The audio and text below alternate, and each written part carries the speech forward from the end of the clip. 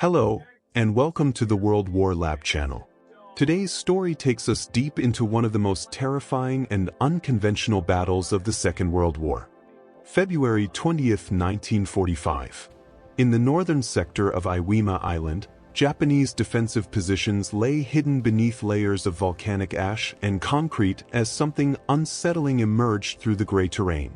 American tanks were advancing, but these machines looked wrong. Thick black smoke streamed behind them, not the kind caused by battle damage, but something deliberate, unnatural. One tank slowed and its turret rotated toward a reinforced concrete bunker. Where a standard main gun should have been, there was instead a strange alteration. A shortened barrel ending in a wide nozzle, clearly modified for a purpose the defenders could not yet understand. Then the sound came. A sharp, mechanical hiss, like pressurized air being violently released. In the following instant, a massive torrent of flaming fuel burst outward, racing across nearly 150 yards of volcanic ground.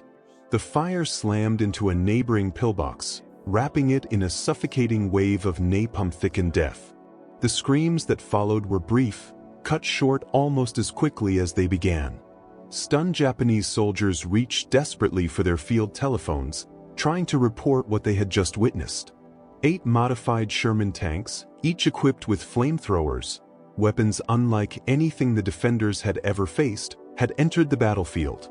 These machines would fundamentally alter the nature of combat in the Pacific War's most brutal confrontation. What Lieutenant Yamada and his men could not know was that these tanks were the result of months of secret development carried out thousands of miles away at Schofield Barracks in Hawaii.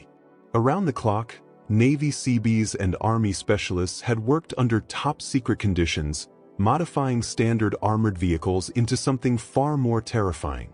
It was the fusion of American industrial power and raw battlefield necessity, producing what one Marine battalion commander would later describe as the single most effective weapon of the entire operation. By the second day of the Battle of Iwo Jima, the cold mathematics of death were shifting dramatically. These 8 flamethrower tanks alone would be responsible for more than 30% of Japanese casualties, most of them killed by incineration. It was a statistic that would linger in the memories of survivors on both sides for decades after the war ended. The Imperial Japanese Army had spent an entire year transforming Iwo Jima into the most formidable defensive position in the Pacific Theater. Just 8 square miles of jagged volcanic rock had been reshaped into a fortress that defied every principle of conventional military doctrine. General Tadashi Kurabayashi, appointed to command the island's defenses in June of 1944, understood with absolute clarity that outright victory against the Americans was impossible. His mission was something far more calculated and grim. He intended to make the capture of Iwo Jima so costly that the United States might hesitate before launching an invasion of the Japanese mainland. Kurabayashi had studied previous defeats closely. Saipan, Peleliu, and the Philippines had all revealed the fatal flaws in traditional Japanese defensive doctrine. Meeting the enemy at the water's edge and launching massive banzai charges had proven disastrously ineffective against overwhelming American firepower. Breaking with centuries of samurai tradition, the general made a revolutionary decision. There would be no heroic mass assaults, no warriors charging into open combat in search of honorable death. Instead, his 21,000 soldiers would fight from below the surface, turning Iwo Jima into a vast underground killing zone. By February 1945, Japanese engineers had completed 11 miles of interconnected tunnels, with plans to expand the system to 17 miles in total. Some sections plunged 7 stories deep into the volcanic rock. More than 5,000 caves and underground chambers had been carved out, many large enough to house between 300 and 400 men. Across the island, 1,500 fortified positions dominated the landscape. Concrete bunkers with walls 4 feet thick, reinforced with steel rods scavenged from abandoned construction sites, crowned every strategically important elevation. Each defensive position was meticulously placed to create overlapping fields of fire. There was no safe ground anywhere on the island's surface. Japanese guns lay hidden behind heavy steel doors that opened only long enough to fire before sealing shut again, denying American forces any chance of effective retaliation. The tunnel network itself was an engineering masterpiece. Ventilation shafts, carefully disguised as natural rock formations, supplied fresh air to the depths below. Underground hospitals, complete with operating theaters, were designed to treat up to 400 wounded soldiers. Communications centers buried 75 feet beneath the surface coordinated the defense through miles of telephone wire. Storage chambers held enough rice, water, and ammunition to sustain a 2-month siege. The largest underground complex lay beneath Hill 382, containing a massive chamber nearly 50 meters long and 20 meters wide, spacious enough to shelter an entire battalion. Kurabayashi deployed his forces with ruthless precision. The southern sector around Mount Suribachi was assigned as a semi-independent command under Colonel Kanemori Etsuda, with 2,000 men operating artillery batteries capable of firing directly onto the landing beaches. The northern plateau, where the terrain offered the strongest defensive advantages, held the bulk of the Japanese army, 15,000 men under Kurabayashi's direct command. Between these zones, a central reserve of 4,000 troops stood ready to reinforce any threatened area through the underground tunnel system. American commanders knew Iwo Jima would be difficult. Intelligence reports warned of strong defenses, but the true scale of Kurabayashi's subterranean fortress remained invisible to aerial reconnaissance. For 74 consecutive days, American bombers dropped 6,800 tons of explosives onto the island. Naval guns followed, hurling more than 22,000 shells into suspected Japanese positions. Military planners believed such overwhelming firepower would eliminate most resistance. They estimated the island would fall within 5 days. They were catastrophically wrong. The preliminary bombardment had destroyed fewer than 200 of the island's 1,500 fortified positions. The tunnel system remained almost entirely intact, and most Japanese soldiers had emerged from the bombardment virtually unharmed. The immense display of firepower had barely scratched the core of the island's defenses.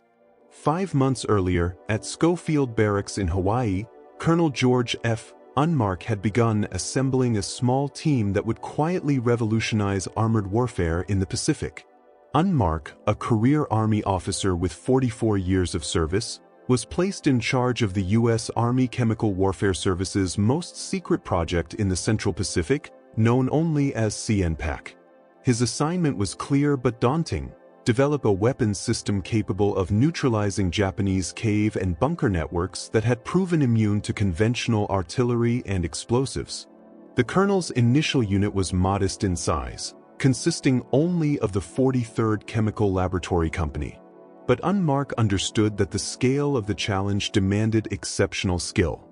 He requested the transfer of 25 men from the 117th Naval Construction Battalion, Seabees, whose mechanical ingenuity and practical engineering abilities were already legendary within the Pacific Theater. Across the Pacific Theater, additional specialists were brought in. Personnel from the 5th Marine Tank Battalion and the 81st Ordnance Company were added to the project, forming an unusual joint service task force united by a single objective: create a weapon capable of burning Japanese defenders out of their caves. Leading the technical development were machinists Mate First Class Andrew Riker and electricians Mate Second Class Joseph Kelly. 2 Seabees whose names would never make headlines, yet whose work would ultimately save thousands of American lives. Both men brought hard-earned battlefield experience from earlier island campaigns. They had watched Marines die again and again while trying to assault fortified positions that artillery and naval gunfire simply could not destroy. They understood that the problem was not a lack of firepower.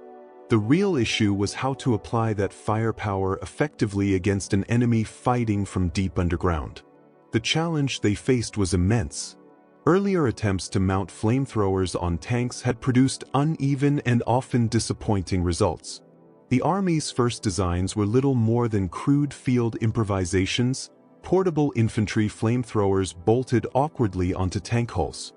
The Canadian Ronson system, of which the Marines had acquired 30 units, had a practical range of only 60 to 80 yards when using thickened fuel. Its fuel supply allowed for just 30 to 40 seconds of total firing time. Worse still, the systems were maintenance nightmares, prone to frequent malfunctions, with failure rates exceeding 40% under combat conditions. The first real breakthrough came with conversions of the M3 light tank, soon nicknamed the Satan tanks. The 43rd Chemical Company's early prototype, known as Hellfire, demonstrated that the concept could work, but it also exposed serious limitations. The turret could only traverse 180 degrees. Elevation of the flame gun was severely restricted. Most critically, the light tank's thin armor left it dangerously vulnerable to the Japanese 47mm anti-tank guns that were standard equipment in island defenses. Colonel Unmacht's team knew they needed something far better. Using channels that reached to the highest levels of command, Unmacht reported directly to the staff of Admiral Chester Nimitz. Through this connection, they secured 8 M4A3 Sherman medium tanks for conversion. Each Sherman weighed 35 tons and was powered by a 500 horsepower Ford GA V8 engine.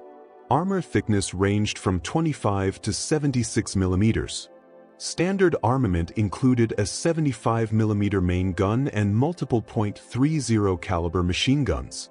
These tanks had already proven their durability in Europe and possessed the armor protection needed to survive Japanese anti-tank fire in the Pacific. But acquiring the tanks was only the first step.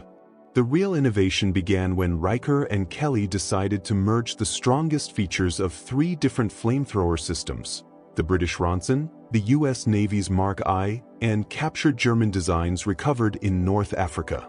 Working 20-hour days in the oppressive Hawaiian heat, sleeping in shifts beside their welding rigs, the Seabees began constructing something entirely new.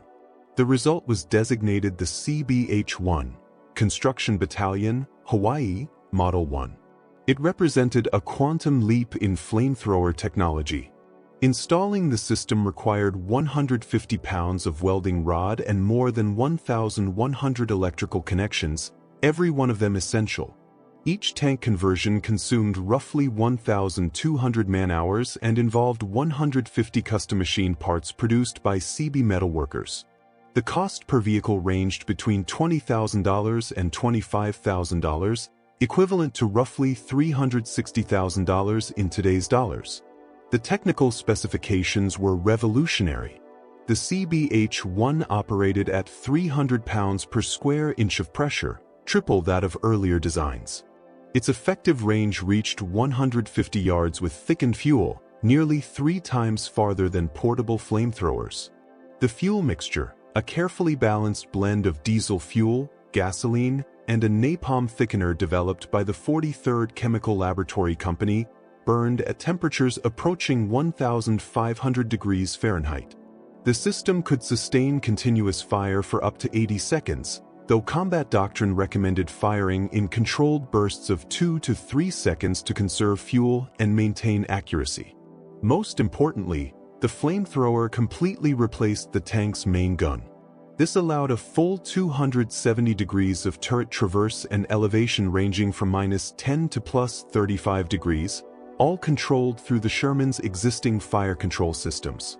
The gunner aimed the flame weapon using the same periscope and controls as a conventional cannon, meaning tank crews required minimal additional training to use it effectively.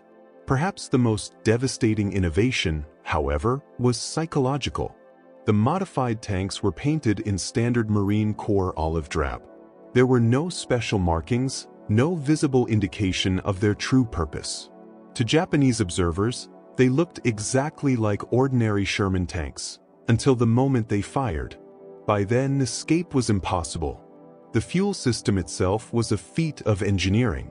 The main tanks held 290 gallons of thickened fuel, with an additional 10 gallons of unthickened fuel used for ignition.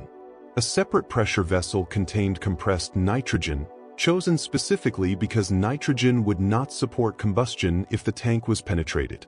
Multiple safety mechanisms were built into the system to prevent the catastrophic explosions that had plagued earlier flamethrower vehicles. Deep inside the command bunker beneath Hill 382, General Kurabayashi had arranged his defenses according to exacting mathematical principles. Kill zones overlapped at precise angles.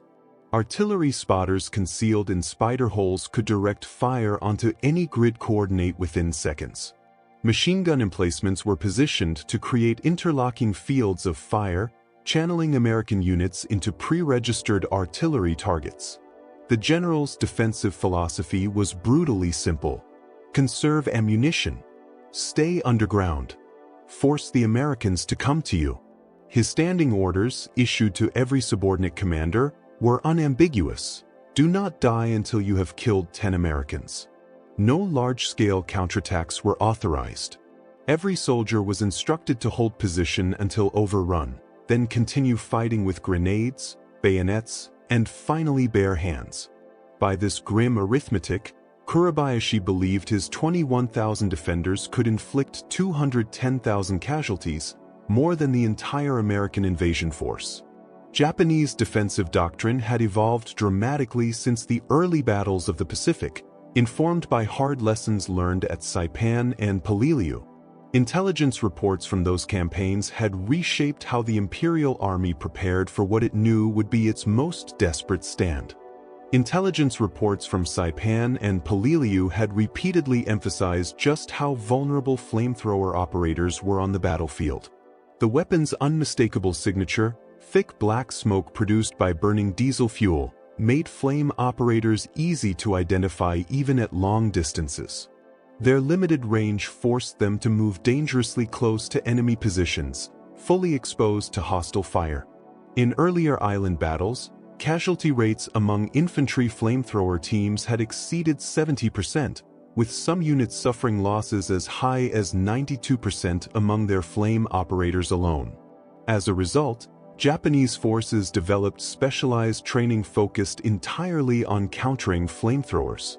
Machine gunners were ordered to concentrate fire on any soldier carrying the distinctive twin fuel tanks of a portable flame unit. Snipers were issued extra ammunition specifically reserved for targeting flamethrower operators.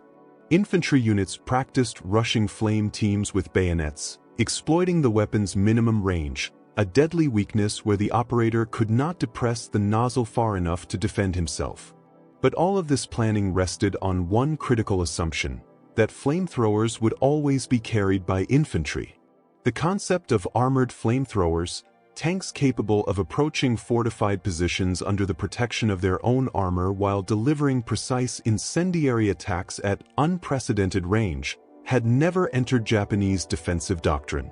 The island's carefully engineered fortifications, designed to withstand relentless artillery and aerial bombardment, contained no countermeasures against burning petroleum that could seep through firing ports, ventilation shafts, and hidden apertures.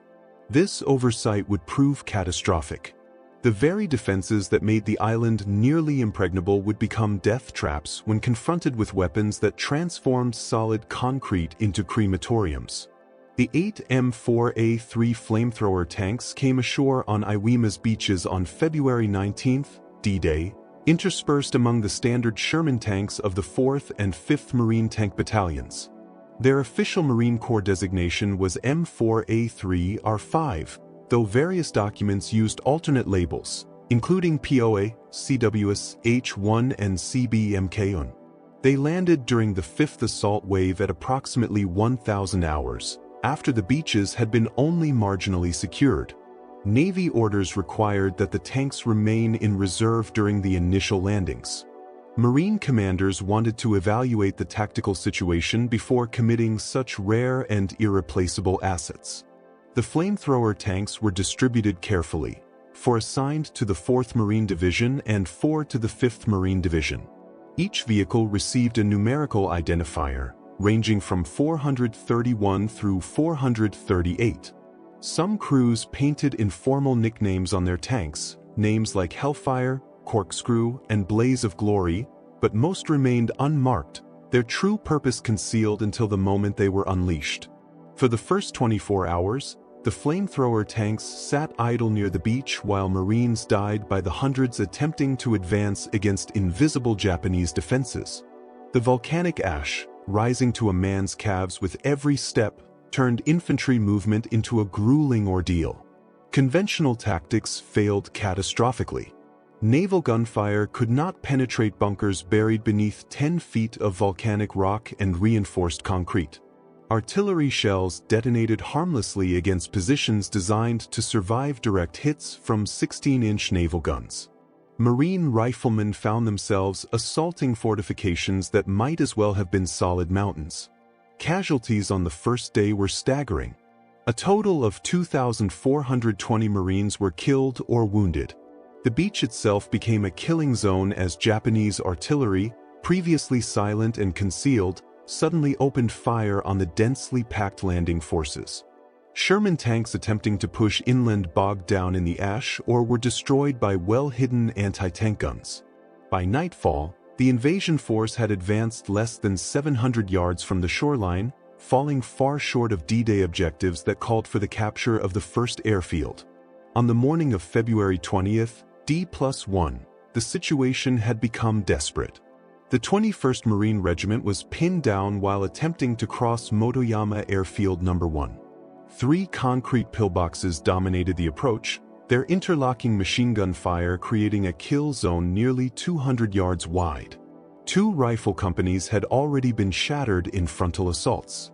In less than 48 hours, the regiment had suffered 35% casualties.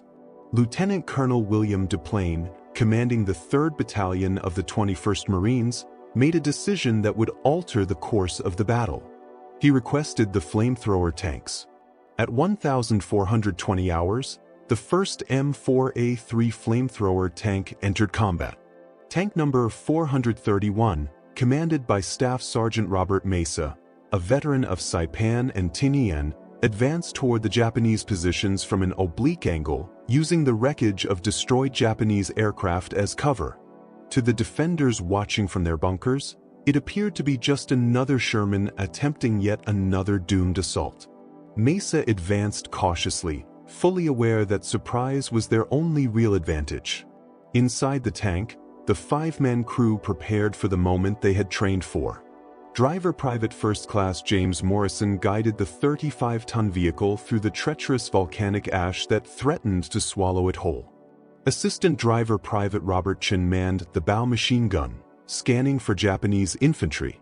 Loader Corporal Anthony Vitelli checked the pressure gauges, 300 psi, optimal for maximum range. Gunner Corporal Thomas Carlson stared through his periscope, tracking the nearest pillbox. At a distance of 125 yards, Mesa gave the command. Gunner, flamethrower. Pillbox. Fire. The Seabees-1 erupted with a sound witnesses later described as the devil's own blowtorch. A stream of napalm-thickened fuel arced through the air, propelled by compressed nitrogen. The burning liquid struck the pillbox's firing aperture with terrifying precision, splashing through the machine gun port and pouring inside like molten lava. The effect was immediate and horrific. Temperatures inside the concrete bunker soared past 1,200 degrees Fahrenheit within seconds. Oxygen was consumed so rapidly that many Japanese soldiers suffocated before the flames even reached them. Those who survived the initial blast tried to escape through rear exits, only to be cut down by Marine riflemen who had already learned to position themselves for exactly this moment. Staff Sergeant Mesa traversed the turret 30 degrees and brought the flamethrower onto the second pillbox. This time, the defenders were ready. A Japanese 47mm anti-tank gun fired at point-blank range, the shell slamming into the Sherman's frontal armor and ricocheting harmlessly skyward. The tank rocked violently but kept moving forward. Carlson triggered another burst, holding the flame on target for 15 seconds until thick black smoke poured from every opening in the fortification. The third pillbox demanded a different approach. Its position behind a jagged rocky outcropping prevented a direct line of fire. Sergeant Mesa ordered Morrison to push the tank forward to within 80 yards, dangerously close to Japanese infantry positions concealed in the terrain. As the Sherman crested a small rise, Japanese soldiers burst from spider holes, charging with satchel charges and magnetic mines clutched to their chests. The bow gunner opened up with the .30 caliber machine gun, cutting several attackers down, but others slipped into the tank's blind spots along the rear. This was the moment the Seabees modifications proved their full value. Unlike earlier flame tanks that could fire only forward, the CBH-1's full turret traverse allowed Carlson to swing the turret a full 180 degrees and unleash flame directly behind the vehicle. The attacking infantry were engulfed in a towering wall of fire that witnesses later described as looking like the gates of hell themselves opening. With the third pillbox destroyed, Marines of the 21st Regiment surged forward, advancing nearly 400 yards in just 2 hours, more progress than they had made in the previous 2 days combined. The news spread rapidly through Marine communication lines. The flamethrower tanks worked.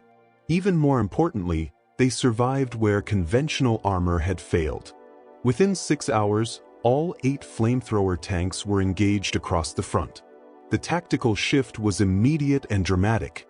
Tank number 434, supporting the 23rd Marines near the East Boat Basin, destroyed 4 fortified positions in a single afternoon.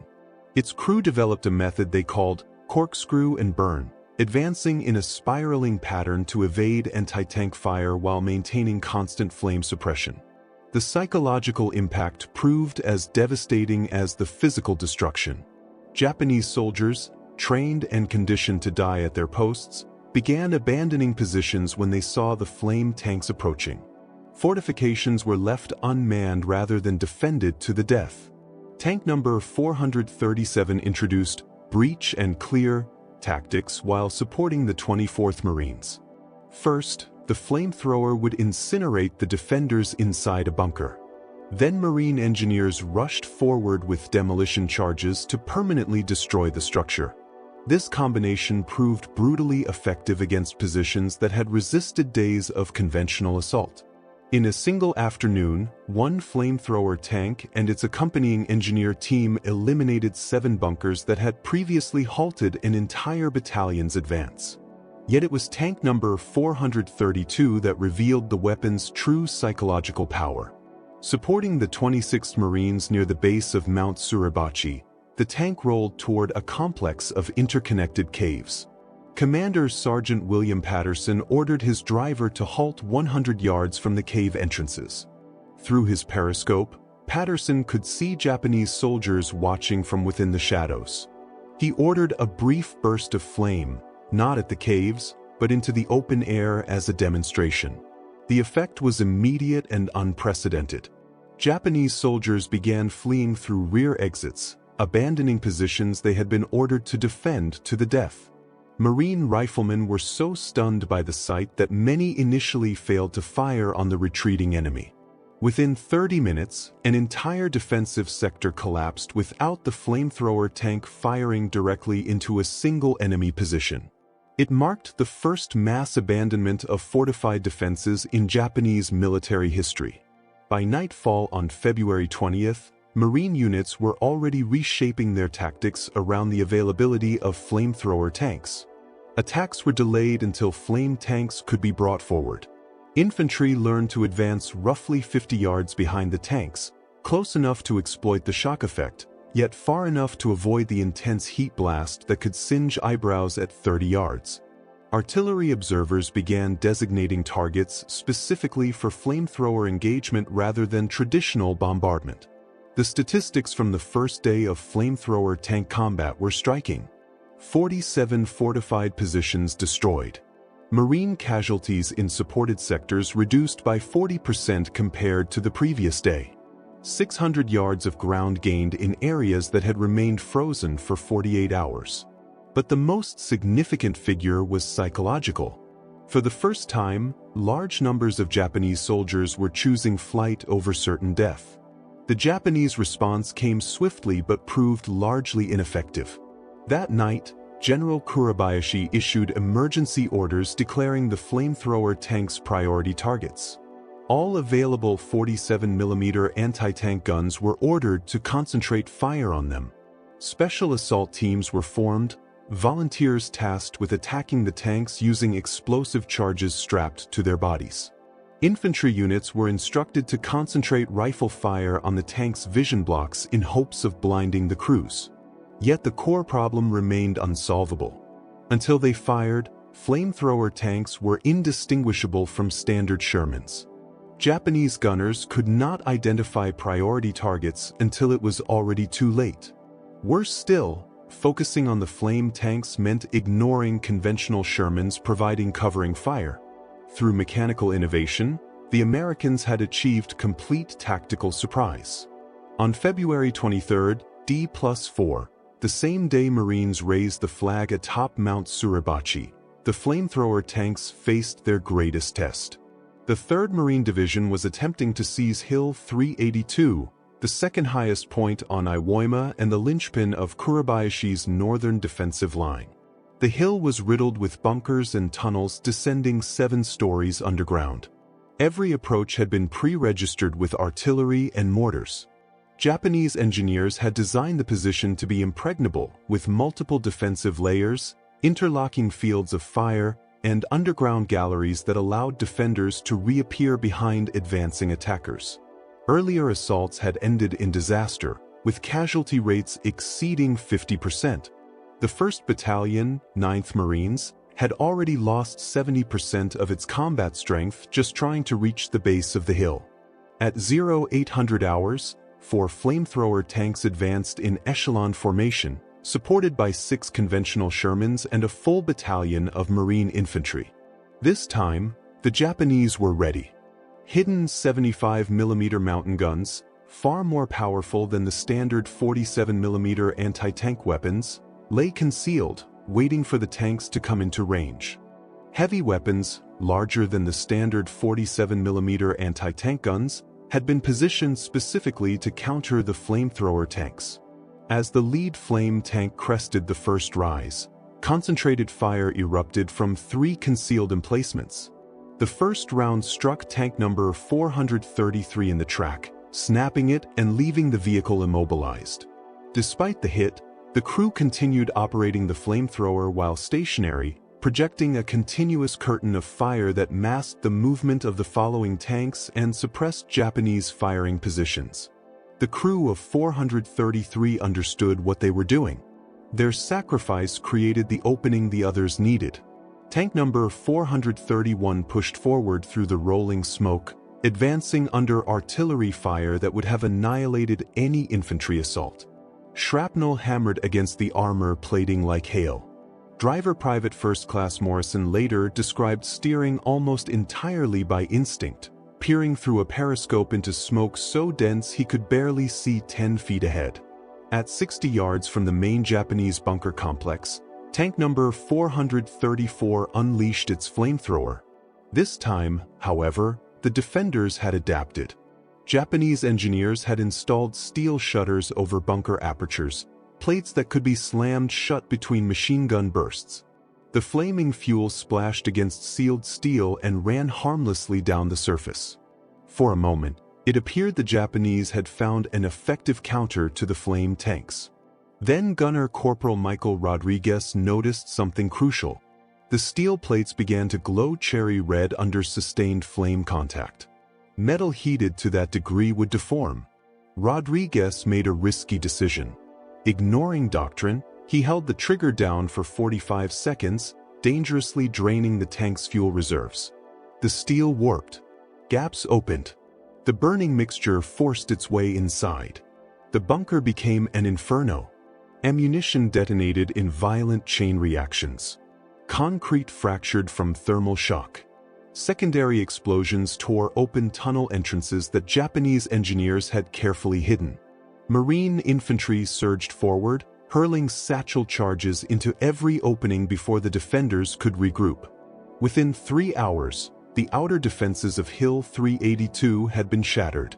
What had once been considered an impregnable position was collapsing.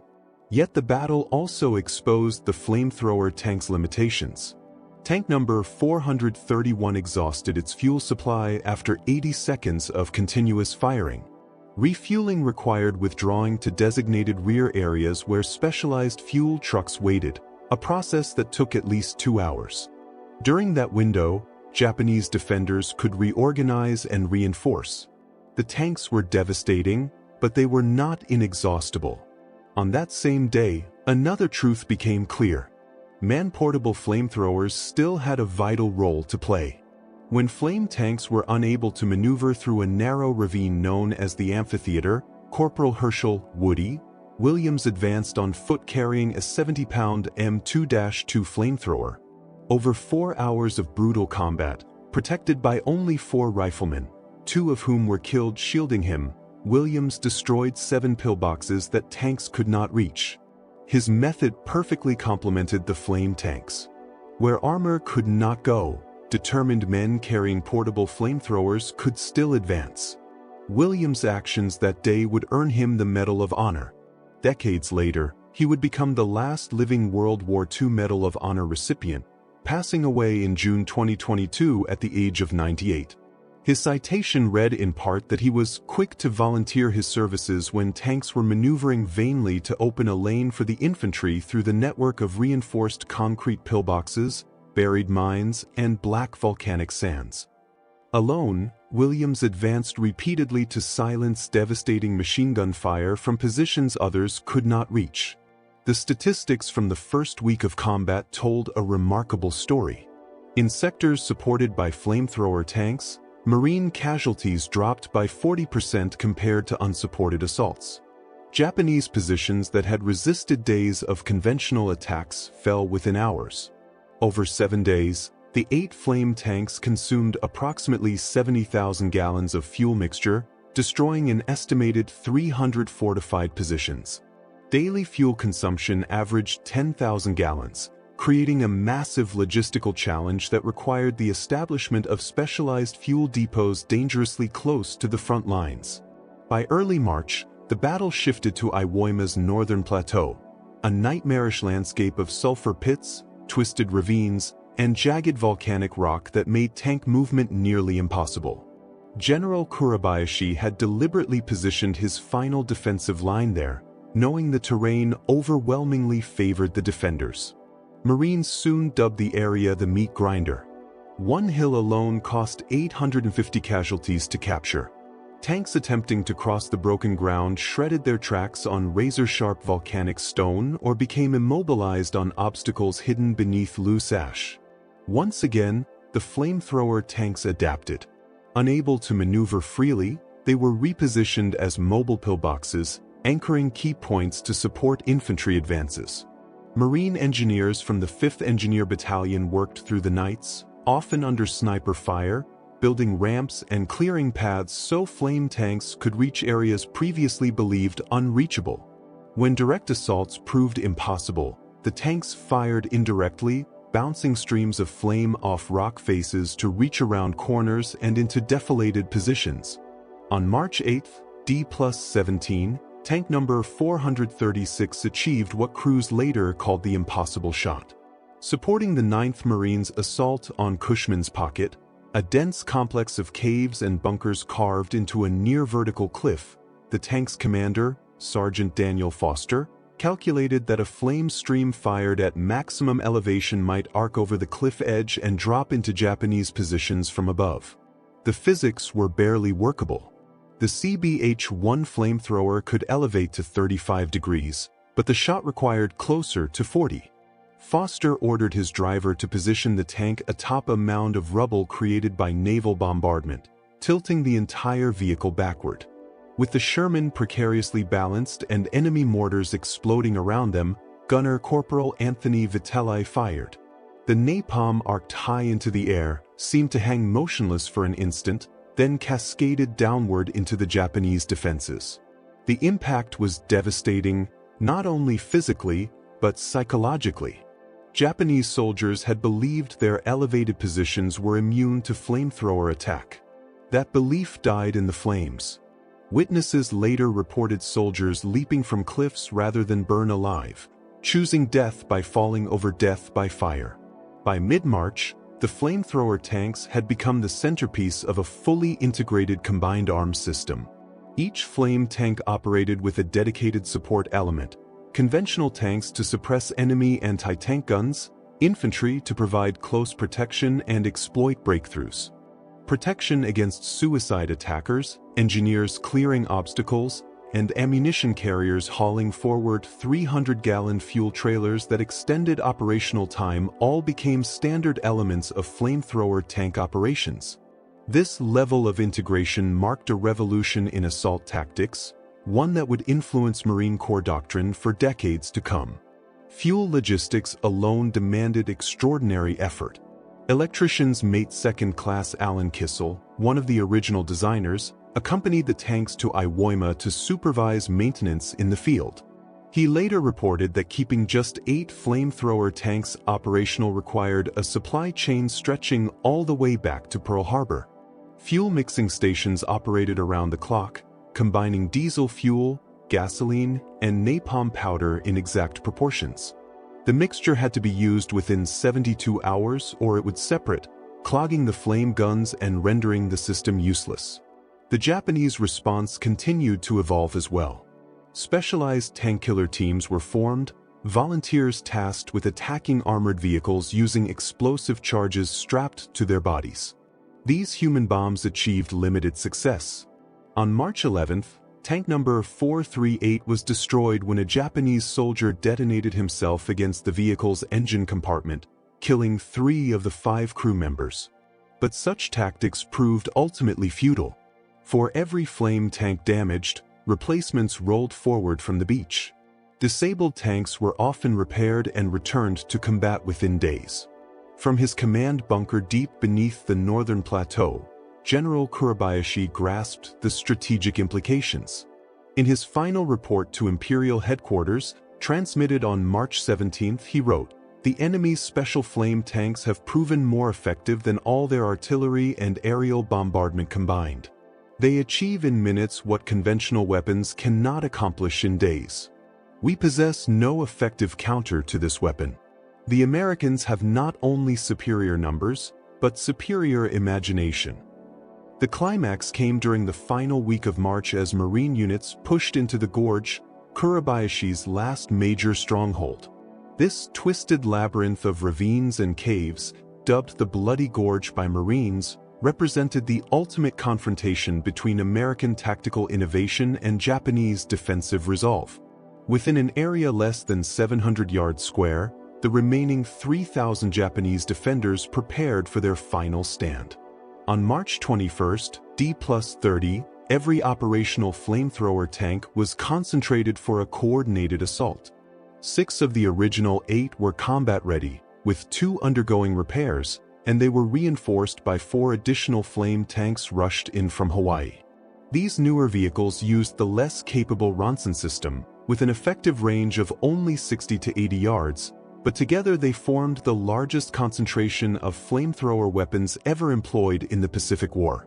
Tank number 431, repaired after being disabled on Hill 382, led the advance. Its armor was scarred and battered, welded patches where shell fragments had penetrated, deep dents from dozens of impacts that failed to punch through, scorch marks from near misses. Tank number 433, running on a hastily repaired track that produced a distinctive metallic clatter, took the left flank.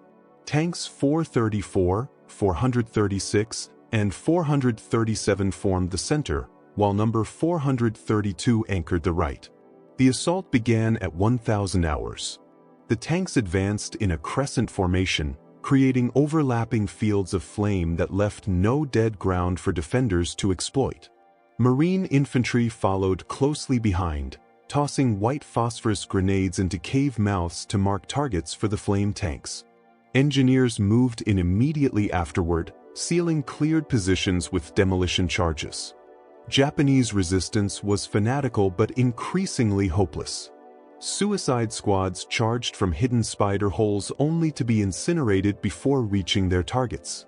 Anti-tank guns fired at point-blank range, their crews maintaining fire even as flames engulfed their positions.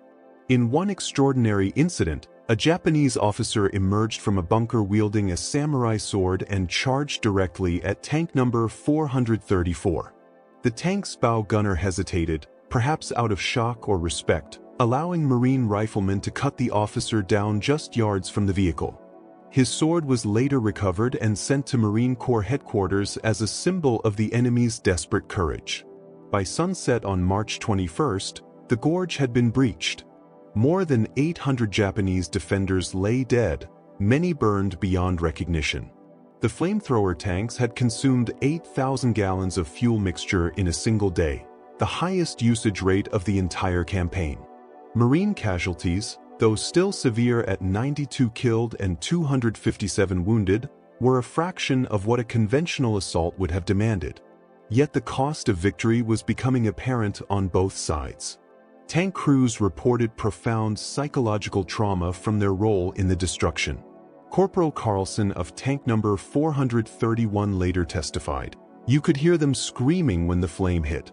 Not for long, but sometimes you heard it at night. I still hear it.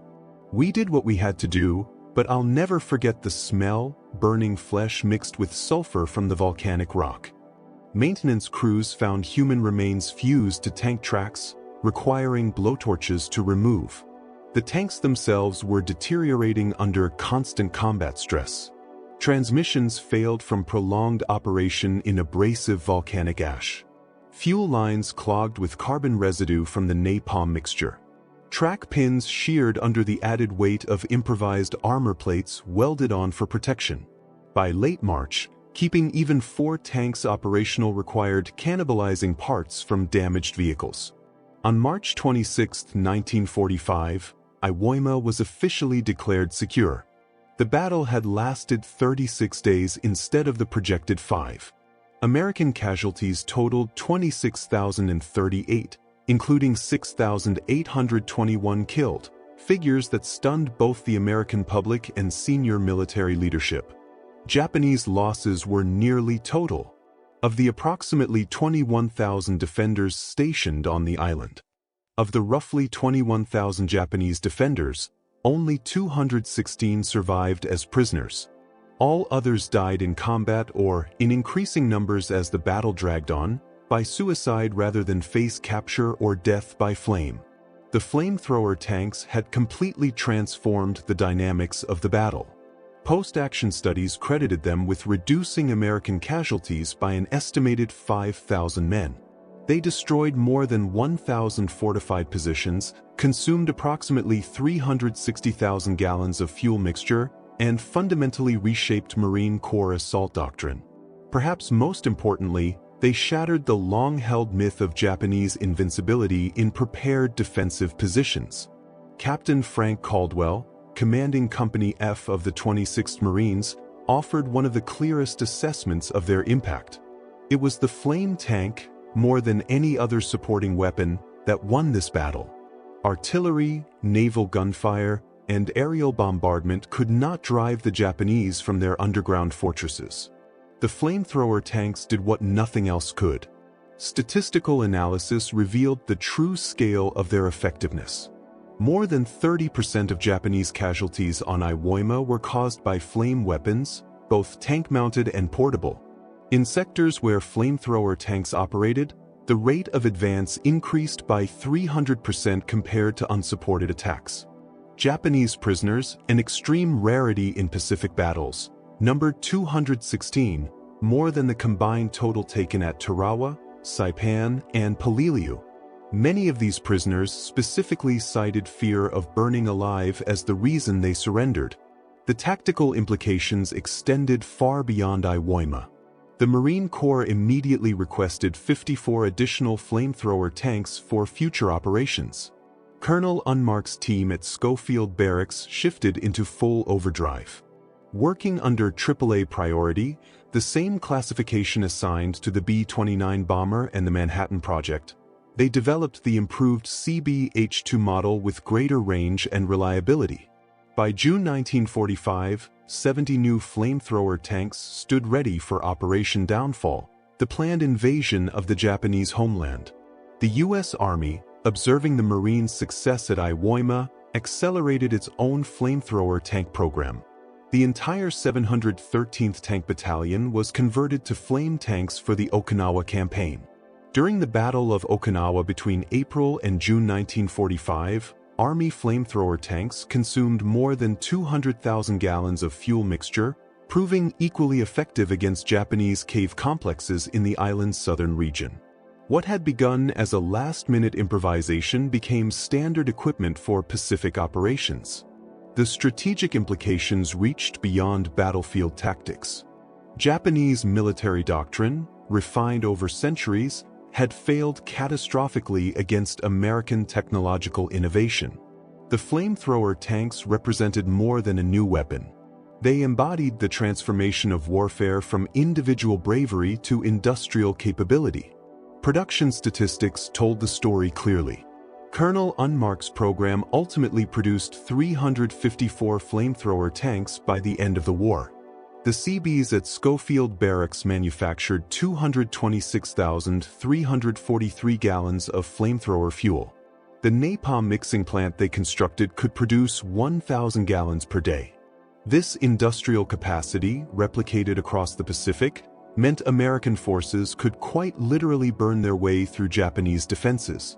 The men who created these weapons received little public recognition. Machinists Mate Riker and electricians Mate Kissel returned to civilian life after the war, their names preserved only in obscure technical reports. Colonel Unmacht continued working in chemical weapons development until retirement, his contribution to victory known to only a handful of military historians. Yet their work saved thousands of American lives and shortened one of the bloodiest battles of the Pacific War. For the tank crews, the aftermath brought different challenges. Many struggled with what would later be recognized as post-traumatic stress disorder. The memory of human beings reduced to ash, of screams cut short by consuming flame, haunted men who had simply done what duty required. Sergeant Mesa rarely spoke of his service until shortly before his death in 1993, when he told his grandson, "We did what we had to do. Nobody should be proud of burning men alive, but those tanks saved a lot of Marine lives. That's what I try to remember." Veterans of the flamethrower tanks formed an informal support network after the war. They met annually in Hawaii, returning to Schofield Barracks where their weapons had been created. These reunions, unreported by the media, allowed the men to share experiences too grim for civilian understanding. The final gathering took place in 2010 and was attended by only 4 surviving crew members. The Japanese perspective emerged slowly through prisoner interrogations and captured documents. Soldiers taught that death in battle guaranteed spiritual transcendence found themselves paralyzed by the fear of incineration. The shame of fleeing defensive positions became preferable to dying in underground ovens. This psychological collapse contributed directly to the first large-scale surrenders in Japanese military history. Lieutenant Yamada, who had witnessed the first flamethrower tank attack on February 20th, survived the battle as one of the 216 prisoners. In post-war testimony to American intelligence officers, he reflected, "We had prepared for every form of death, bullets, shells, bayonets, starvation. We had not prepared for burning petroleum that hunted us down in our deepest bunkers.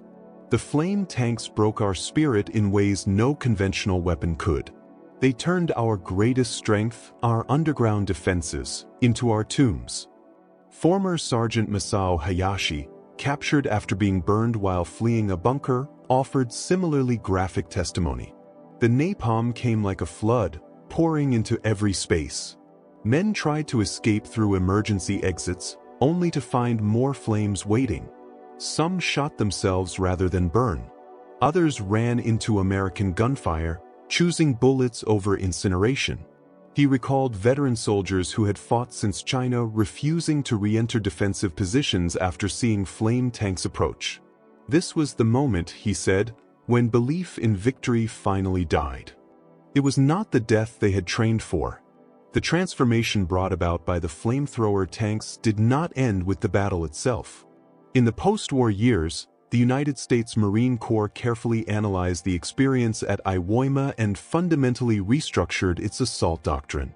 Future operations would be built around fully integrated combined arms tactics, tightly linking armor, infantry, and engineers. The idea that specialized armored vehicles could be designed to solve specific battlefield problems became standard military thinking. Weapons development would increasingly prioritize adaptability and innovation over raw firepower alone. The technology itself continued to evolve. The M4A3 Sherman flamethrower tanks later saw service during the Korean War, where they again proved effective against Chinese bunker complexes in battles such as the Punch Bowl and Heartbreak Ridge. Marine flame tanks destroyed more than 300 Chinese positions during that conflict, though with less dramatic psychological impact, as Chinese forces were better prepared for the weapon's capabilities. The final American flamethrower tank, the M132 armored flamethrower based on the M113 armored personnel carrier, was not retired until 1978. This marked the end of a weapons lineage that had begun with 8 hastily modified Shermans inside a secret warehouse in Hawaii. By that time, thermobaric weapons and precision-guided munitions had replaced flamethrowers as the primary means of neutralizing fortified positions. International law eventually caught up with the weapon's legacy. Protocol 3 of the Convention on Certain Conventional Weapons placed restrictions on the use of incendiary arms, reflecting a shift in global attitudes toward weapons considered excessively cruel.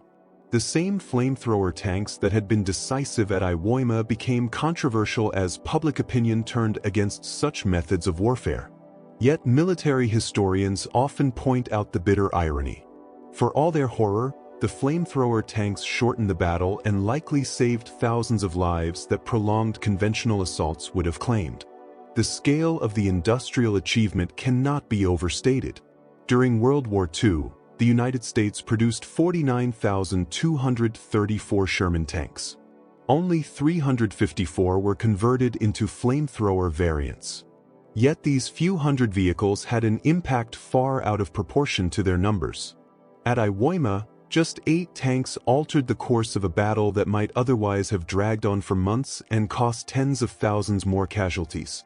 The production cost, roughly $200,000 per converted tank in 1945, seems almost insignificant when weighed against the lives saved.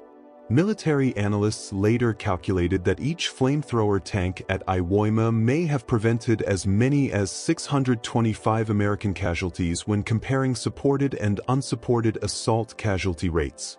In the cold arithmetic of war, technological investment paid dividends in blood not spilled. Perhaps the most profound legacy was psychological. The flamethrower tanks demonstrated that technological innovation could overcome even the most fanatical human resistance. The age of individual warrior prowess was fading, replaced by an era in which victory belonged to nations capable of superior industrial production and technical ingenuity. The samurai spirit, for all its honor and discipline, could not withstand liquid fire delivered by mass-produced machines. In the volcanic soil of Iwo Jima, beneath monuments to courage and sacrifice, lie the remains of more than 20,000 Japanese soldiers who died defending positions they believed impregnable. Many were incinerated by weapons they never imagined could exist. Their deaths marked not only the end of a battle, but the end of an era in which spiritual dedication alone could overcome material disadvantage. The 8 M4A3 flamethrower tanks that fought at Iwo Jima were, at their core, machines, steel, aluminum, rubber, and mechanical parts assembled by workers who would never see combat. Yet they represented something far larger: the mobilization of American industrial strength, scientific innovation, and mechanical expertise in pursuit of victory. The Seabees who built them, the Marines who crewed them, and the Japanese soldiers who faced them were all part of a transformation that would define modern warfare. Today, the last surviving flamethrower tank from Iwo Jima rests in the National Museum of the Marine Corps in Quantico, Virginia. Tank number 434, preserved as a museum exhibit, still bears the scars of its service: welded armor patches, dents from shell impacts, scratches left by volcanic rock. A small plaque lists its specifications and battle history. What it cannot convey is the sound of compressed nitrogen releasing, the smell of burning napalm mixed with sulfur, or the sight of liquid fire flowing like water into underground fortresses. Visitors often move past the tank quickly, unsettled by its terrible purpose. Schoolchildren on field trips ask why anyone would invent such a weapon. Veterans who understand its history linger longer, some offering a salute, others standing in silent reflection. For them, the tank does not glorify war. It acknowledges war's grim necessities. The final reunion of Iwo Jima flamethrower tank veterans took place in 2015 on the battle's 70th anniversary. Only 3 former crew members attended, all in their 90s. They gathered at the museum, sharing memories with historians eager to preserve first-hand accounts before they vanished. Corporal Anthony Vitelli, once the gunner on tank number 436, offered perhaps the most honest reflection of all. People often asked if he was proud of what they had done. Pride, he said, was not the right word. They had carried out a terrible task that had to be done. Those tanks saved Marine lives. That, he believed, was enough. The men who designed, built, and operated these machines have almost all passed into history. Corporal Herschel "Woody" Williams, who fought alongside the flame tanks with his portable flamethrower, was the last Medal of Honor recipient from Iwo Jima to die, passing away in June 2022 at the age of 98. With him went the last living memory of flame warfare's terrible reality. His foundation continues to honor Gold Star families, ensuring the sacrifices of those who died are never forgotten. Colonel Unmacht's classified reports, declassified in the 1970s, reveal the frantic pace of innovation that produced the flamethrower tanks. Men working 20-hour days, sleeping in brief shifts beside their equipment, racing against time to solve a problem measured in lives. Sleeping in short shifts beside their welding equipment, the Seabees accomplished in weeks what conventional military procurement would have taken years to achieve. Their reward was witnessing their creation perform far beyond expectations, shortening one of the bloodiest battles of the Pacific War. Japanese military archives, open to researchers in the 1980s, reveal the enemy's perspective on confronting flamethrower tanks. Report after report describes the paralysis of watching liquid fire advance, knowing that concrete and steel offered no protection. Orders to hold positions to the death became meaningless when death arrived as flowing flame that searched out every hiding place. One Japanese report stated, "The flame tanks negated every advantage of our defensive positions. Height meant nothing when fire could arc over obstacles. Depth meant nothing when flame flowed like water into our tunnels. Concrete and steel that could withstand tons of explosives were useless against liquid fire." General Kurabayashi's final message, transmitted shortly before his death in late March 1945, contained a prescient observation. The Americans, he wrote, had not defeated Japan through superior numbers or firepower alone, but through superior imagination, turning Japan's greatest strength, its underground fortifications, into death traps. Future wars, he warned, would belong to nations capable of imagining new forms of warfare rather than perfecting old ones. His prediction proved accurate. The revolution in military affairs that began with 8 flamethrower tanks on Iwo Jima continued through guided missiles, precision weapons, and eventually cyber warfare. The underlying principle remained constant. Technological innovation defeats traditional tactics. Imagination triumphs over convention. The transformation from conventional assault to flame-supported warfare on Iwo Jima took only days, yet it permanently altered combat doctrine.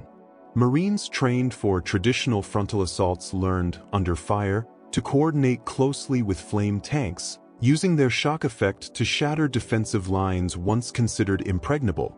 This integration did not come from formal training manuals, but from rapid battlefield adaptation, a hallmark of American military flexibility. Post-war statistical analysis revealed striking patterns in areas where flame tanks operated. Japanese defenders were 70% more likely to abandon positions before being overrun. The psychological effect often exceeded the physical destruction. In many cases, the mere presence of flamethrower tanks in a sector caused defensive collapse without a single shot being fired.